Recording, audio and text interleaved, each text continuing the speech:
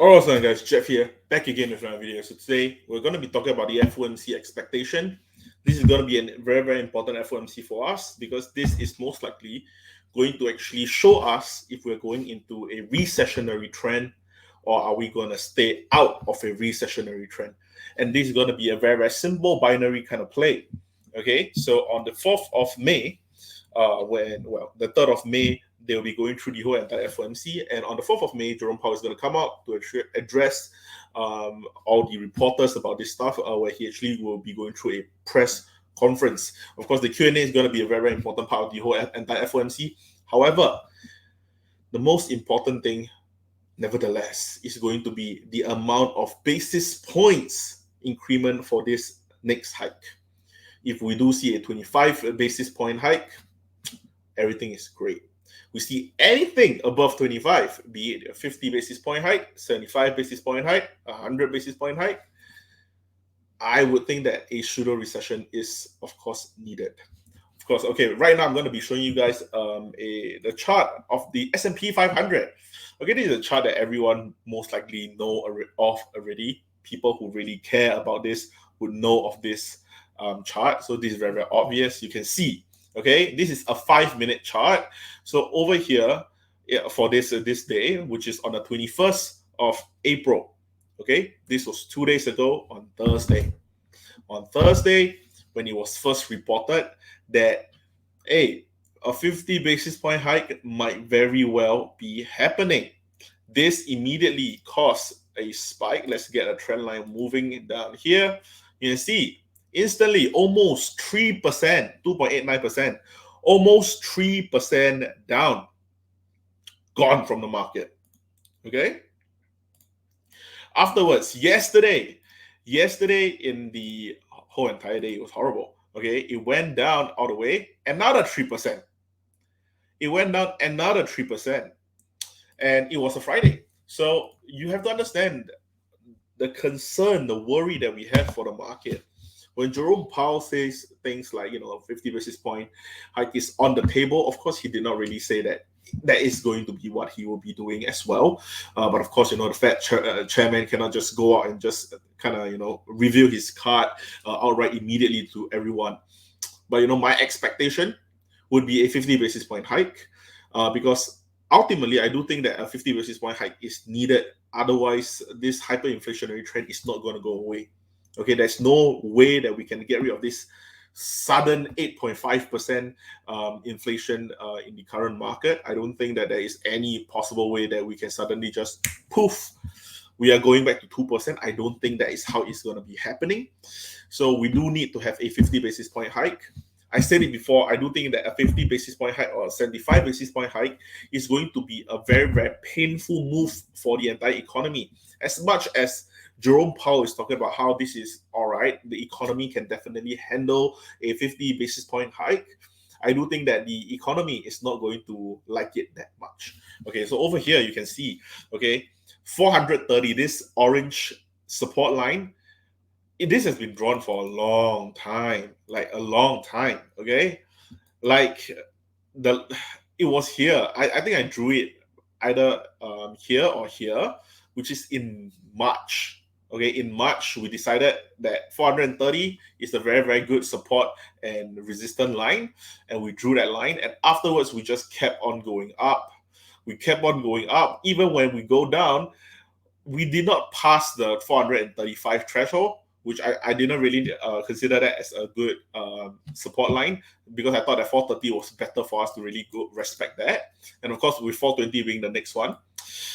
But yeah, I am very, very concerned because the thing is that even the market themselves, for 430 yesterday, you can clearly tell that yesterday we actually went down. Okay, we actually breached the 430 line. And I even explained it in the daily news yesterday that, we breached the line, and it's very, very dangerous because the moment we breach that line, it simply means that there is a lot of uncertainty in the market.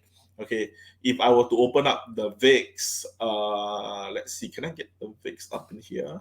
Let's see, VIX. Here you go. Okay, over here. You can see that the VIX is super duper volatile. Damn. Okay, yeah, you can tell like the VIX has been going up. Okay, on the 21st of April, same thing. When Jerome Powell first talked about the 50 basis point hike, ever since then the VIX just went all the way up, almost an additional 10 points, an additional 10 whole points. And like for people who don't know what the VIX is, it's basically the volatility index. So the more volatility is in the market, the higher this index will go. And when this index is at its high, most of the time it's not a good thing, because when this index is high, it simply means that there are huge market movement happening, and usually market movement coincide with selling of equities and such. So when it comes to selling, we do not want to see that. And ultimately, VIX went up 24% yesterday in the whole session. So yeah, very very concerning for the VIX. Even for the QQQ, like let me see if I can get the QQQ up the chart for you guys over here. Like over here, just look at this. Same thing. Nasdaq, okay, on the 21st of April went down. Afterwards, went down again for the QQQ, and it kind of makes sense because we all kind of understand that this is what is going to be happening for, and this is an index fund. This is an index fund. Okay, this is not just a stock pick. Okay, if you want to look at a stock pick, they're getting destroyed even worse than what we're looking at here. So yeah, it's going to be very very tough. So of course, I think that it's going to be important for us to really look at what's going to be happening on the 4th of May. My personal expectation is a 50 basis point hike. I do not think a 75 basis point hike will be there, but I would definitely think that a 75 basis point hike will be a better move than a 50 basis point hike, because if we get to a 75 basis point hike, it kind of sets up the expectation that we are going to be expecting a 0.75% increment. However, at the same time, when you have that level of expectation, the next FOMC meeting, when you actually hike by a 25 basis point, people will feel a lot more bullish in the market, because people will think, oh, okay, you know what, the Feds are actually all right with it. And I do think that this 75 basis point hike is going to cause a pseudo recession that I've been talking about for a very, very long time. I do think that this is going to be happening if they actually reach a 75 basis point hike, which is the one of the reasons why I don't think that the Federal Reserve wants to cause a recession.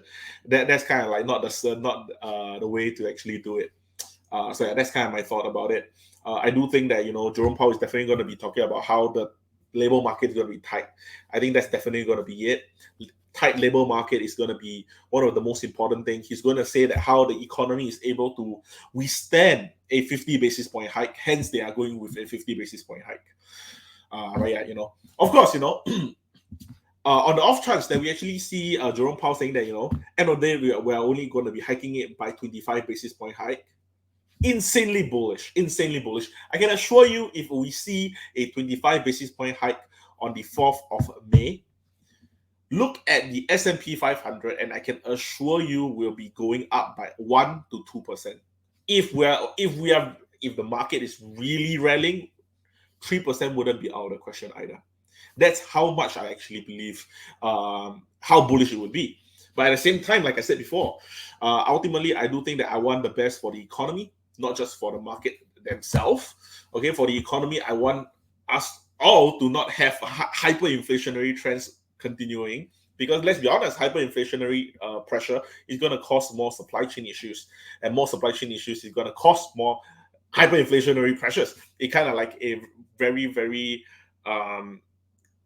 toxic loop that we have in the economy. So ultimately something gotta give, and I think that hitting in with the high interest rate hikes is gonna eventually stop the cycle. Of course, I don't think just a 75 basis point hike is gonna be enough. You might need to do a couple more before we actually bring it down, and afterwards, I do think that it would make a lot more sense if we actually do it according to what Bullard actually was. James Bullard was actually suggesting, where we basically bring up to 100 basis point hike, and afterwards, well, he just proposed the first part. The second part, which is my own opinion, which is that I think that if we actually reach 100 basis point, afterwards we will kind of hit a pseudo recession where we kind of can just bring it back down. That way you are also curbing consumer spending via the pseudo recession, and at the same time you're going to be giving back to the economy by printing more money a little bit. But of course, that's going to be a lot of give and take, and I think that that's not exactly ethically correct for the Federal Reserve to actually do so. But yeah, basically that's kind of like my expectation for the FOMC. Thank you guys so much for watching, and I'll see you guys in the